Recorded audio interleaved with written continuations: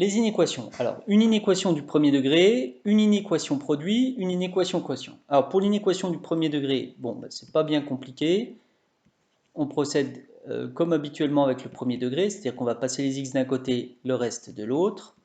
Donc, je vais d'abord rapatrier mes x, ça me fait x moins 4 tiers de x supérieur à 1 demi plus 5. Vous voyez, j'ai passé moins 4 tiers de x en ajoutant moins 4 tiers, et moins 5, j'ai ajouté plus 5 ici et plus 5 ici, et voilà ce que ça donne. Donc ça me fait 3x sur 3, je mets au même dénominateur, pour pouvoir ajouter les x, supérieur à 1 demi, et là je mets au même dénominateur, toujours pour pouvoir ajouter les termes.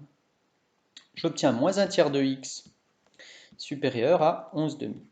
Et là, il faut faire attention parce qu'on veut se débarrasser du moins 1 tiers qu'en multiplication. Donc soit on divise par moins 1 tiers, ou plus simple, on va multiplier par moins 3. Donc je multiplie par moins 3, ce qui fait que le moins 1 tiers disparaît. Et là, ça va me faire 11 demi fois moins 3. Mais attention, je change l'ordre. Vous voyez, là c'est là que c'est très important, j'ai changé l'ordre parce que j'ai multiplié par un négatif. Ça fait donc x inférieur à moins 33 demi. Si je veux donner ça sous forme d'ensemble solution, ça fait de moins l'infini à moins 33 demi. Voilà la réponse. Alors, ensuite, ici j'ai une inéquation avec des x carrés. Donc on sait que dans le cours, on a une méthode qui parfois fonctionne quand c'est des cas simples, c'est de passer tous les termes du même côté. Donc je vais déjà passer tous les termes du même côté, donc ça fait ça supérieur à 0. On se ramène ainsi à un problème de signe. Maintenant je cherche quand est-ce que ça est positif. Et on va savoir traiter ce genre de problème quand on a des produits, parce qu'on connaît la règle des signes. Donc ça, je vais essayer de le transformer sous forme d'un produit pour pouvoir réfléchir en termes de moins fois moins, plus fois plus, qu'est-ce que ça donne comme signe. Moi, je cherche quand est-ce que c'est positif. Alors, ça me fait moins x carré plus 3x supérieur ou égal à 0. Donc, pour avoir un produit, il faut factoriser, d'où l'intérêt de savoir factoriser. J'obtiens ceci. Et maintenant, j'obtiens un produit de deux facteurs. Est-ce que je sais étudier le signe de chacun des facteurs? Fonction affine, fonction affine. Donc oui, on est censé connaître le signe. Je rappelle que pour x, c'est une fonction affine qui passe par l'origine qui ressemble à ça. Et que pour moins x plus 3, eh bien, c'est une fonction affine. Alors, on va voir tout de suite à quoi ça va ressembler. Moins x plus 3 est égal à 0 pour x est égal à 3. Et ici, j'ai le coefficient directeur qui est égal à moins 1. Donc, ça va être, si j'ai un coefficient directeur qui est moins 1, ça veut dire que ma fonction affine est décroissante. Vous voyez, et ici, je vais passer en 3. Donc là, j'ai 0. Je vais passer en 3. Donc, ça veut dire que c'est d'abord, avant 3, les images vont être positives, et après, elles vont être négatives. Alors, pour x, vous voyez, c'était avant 0, là, je vais être négatif, et après, je vais être positif. Donc, je sais étudier complètement le signe de chacun des facteurs. Là, je peux mettre que c'est du type plus 0, moins. Et puis ici, bon, ben, x, c'est du type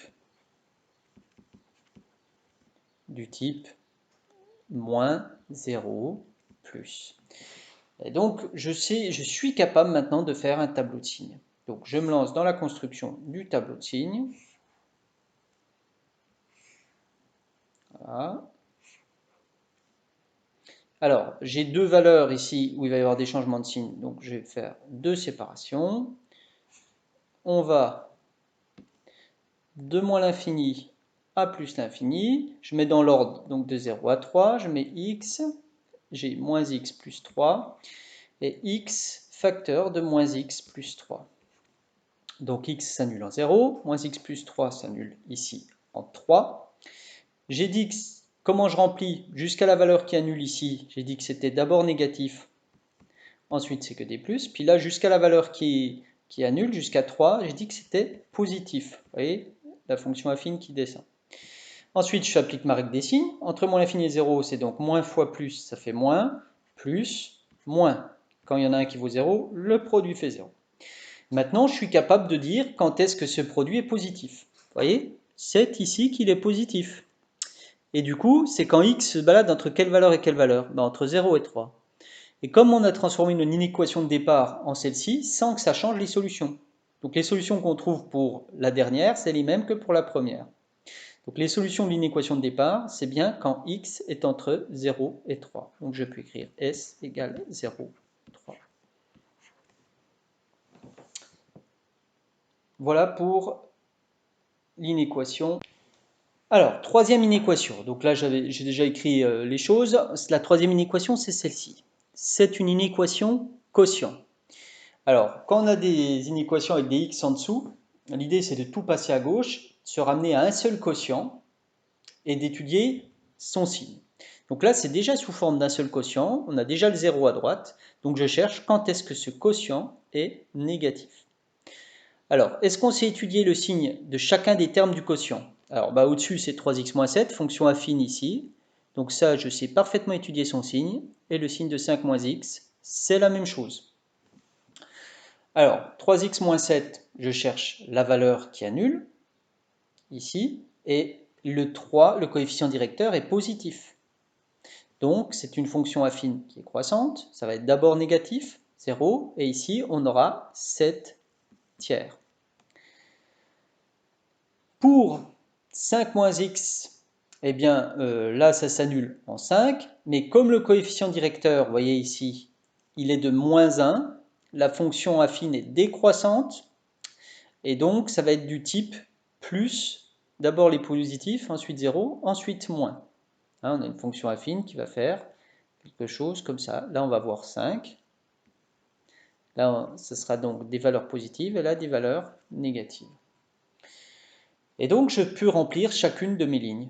3x moins 7, 5 moins x. Alors, je mets bien sûr dans le bon ordre les valeurs qui annulent. 7 tiers, 5. Donc ici, j'ai mis le 0 correspondant à 3x moins 7. On a dit que c'était moins 0, après c'est que des plus. Ensuite, pour 5 moins x, plus, plus, moins. Et je peux faire ma synthèse. 3x moins 7 divisé par 5 moins x. Moins divisé par plus, ça fait moins. Plus divisé par plus, ça fait plus. Plus divisé par moins, ça fait moins. La seule chose auquel il faut faire attention, c'est la valeur interdite. Parce qu'en fait, quand 5 moins x, lui 5 moins x, il peut faire 0.